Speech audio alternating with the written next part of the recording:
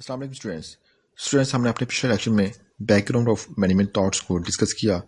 آج کے اس لیکچر میں ہم کلاسیکل تھیریز کو ڈسکس کریں گے. ان کلاسیکل تھیریز میں ہم سب سے پہلے فریڈرک ڈبلیو ٹیلر کی سائنٹیفک اپروچ کو ڈسکس کریں گے.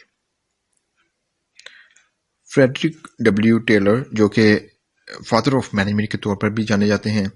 He also pioneered scientific management theories. پیشہ کے اعتبار سے ٹیلر ایک میکینیکل انجینئر تھا. وہ ورکرز کی انیفیشنسیز کو لے کر مسلسل پریشان تھا.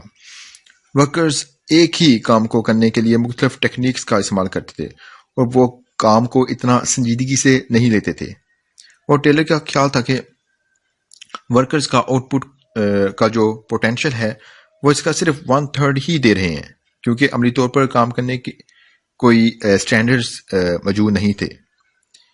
امپلائیز کی سکلز اور ایبلٹیز جاب ڈیوٹیز اور رسپانسبلٹیز کے مطابق نہیں ہوتی تھی, جس وجہ سے مینیجرز اور ورکرز تضاد کا شکار رہتے. ٹیلر نے سائنٹیفک میتھڈز کو اپلائی کرتے ہوئے اس صورتحال کو ٹھیک کرنے کا آغاز کیا. ٹیلر نے 2 دہائیوں سے زیادہ کا وقت اسی ریسرچ میں صرف کیا کہ کس طرح سے کام کو ون بیسٹ وے میں کیا جا سکتا ہے, چونکہ اس وقت اسٹینڈرڈائزیشن نہیں تھی اور امپلائیز کو کوئی انسینٹو بھی نہیں تھا کہ وہ کام کو کوئکلی اور ایفیشینٹلی انجام دیں.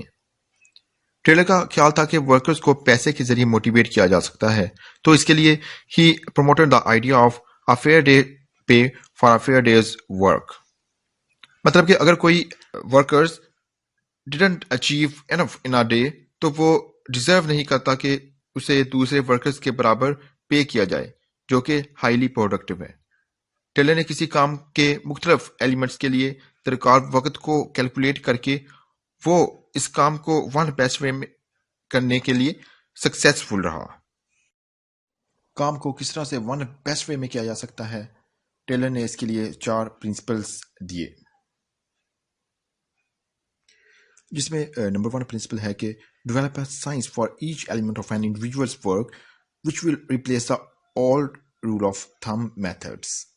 اکارڈنگ ٹو دس پرنسپل کام کو کسی rule of thumb, common sense یا سمپل ہیبٹ سے کرنے کی بجائے سائنٹیفک وے سے ڈٹرمن کردہ اسٹینڈرڈائزڈ وے میں کرے.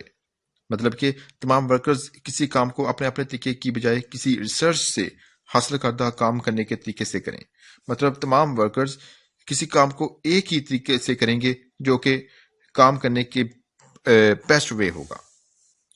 اس پرنسپل کے اکارڈنگلی کسی ایک ورکر کو ایک پورا پروجیکٹ اسائن کرنے کی بجائے مینیجرز اس پروجیکٹ کو چھوٹے حصوں میں ڈیوائیڈ کر دیں. مطلب بڑے کاموں کو چھوٹے حصوں میں بانٹ دیا جائے. ان سب ٹاسک کا مقصد ورکنگ پروسیس کو مور آرگنائزڈ اینڈ ایفیشینٹ بنانا ہے, کیونکہ ایک سے زیادہ ورکر ایک ہی اسائنمنٹ پر کام کر رہے ہیں and each taking care of their own pace, جس سے کام میں اسپیشلائزیشن آتی ہے. According to second principle of Taylor, scientifically select and then train, teach and develop the workers. Taylor کے دوسرے پرنسپل کے مطابق ورکرز کو کوئی بھی جاب اسائن کرنے سے پہلے ان کی اس جاب کے متعلق ایبلٹیز اور موٹیویشن کو میچ کرنا ضروری ہے اور ان کو اپنی میکسیمم ایفیشنسی پر کام کرنے کے لیے ٹرین کیا جائے. مطلب کہ ایگزیکیوٹیوز کسی کام کو کرنے کے لیے موسٹ ایفیشینٹ ویز چوز کرتے ہیں, پھر کام کو سب ٹاسک میں ڈیوائڈ کیا جاتا ہے اور پھر ان سب ٹاسک کو صرف ان امپلائیز کے سپرد کیا جاتا ہے جو کہ اس کام کو کرنے کے لیے پراپر سکلز اور ایبلٹیز رکھتے ہیں.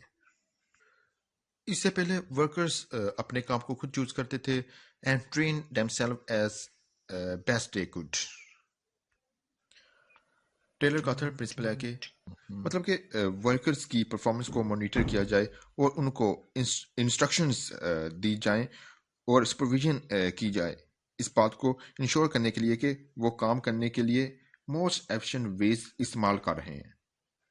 سپروائزر یقینی بناتے ہیں کہ ان کے نیچے کام کرنے والا ورکر اپنا کام مؤثر انداز میں کر رہا ہے, اور اگر کام کرنے کا اس سے بھی بہتر طریقہ دریافت ہوتا ہے تو ورکرز کو اس حوالے سے ٹریننگ دی جائے گی کہ وہ اس نیو ٹیکنیک کو اپنے کام میں امپلیمنٹ کرے. According to fourth principle of Taylor divide work and responsibilities almost equally between management and workers. Work and responsibilities کو مینجمنٹ اور ورکرز کے درمیان ایکولی ڈیوائڈ کیا جائے، کیونکہ پہلے قریباً تمام کام اور greater part of responsibilities workers کی ذمہ داری ہوتی تھی۔ ٹیلر کی سائنٹیفک مینجمنٹ کو پگ آئرن کی ایگزامپل سے واضح کرتے ہیں۔ ورکر روزانہ 12.5 ٹن پگ آئرن ریل کار پر لوڈ کرتے تھے۔ ٹیلر کا یقین تھا کہ سائنٹیفک انالیسس کے ذریعے ون بیسٹ وے ڈٹرمن کر کے آؤٹ پٹ 47 سے 48 ٹن آ ڈے ہو سکتی ہے۔ مختلف کمبینیشن آف پروسیجرز، ٹیکنیکس اور ٹولز کو سائنٹیفک وے میں استعمال کرتے ہوئے ٹیلر اپنے ہدف کو حاصل کرنے میں کامیاب رہا۔ کیوں؟ کیونکہ اس نے صحیح ٹولز اور اکوپمنٹ کے ساتھ put the right person on right job. Workers نے ان کی انسٹرکشن کو ایگزیکٹلی فالو کیا اور ٹیلر نے ڈیلی ویج میں اضافہ کی صورت میں ورکرز کو ایفیشینٹ ویز میں کام کرنے کے لیے موٹیویٹ کیا۔ انہی 4 پرنسپلز کی وجہ سے ٹیلر کو فادر آف سائنٹیفک مینجمنٹ کے طور پہ جانا جاتا ہے۔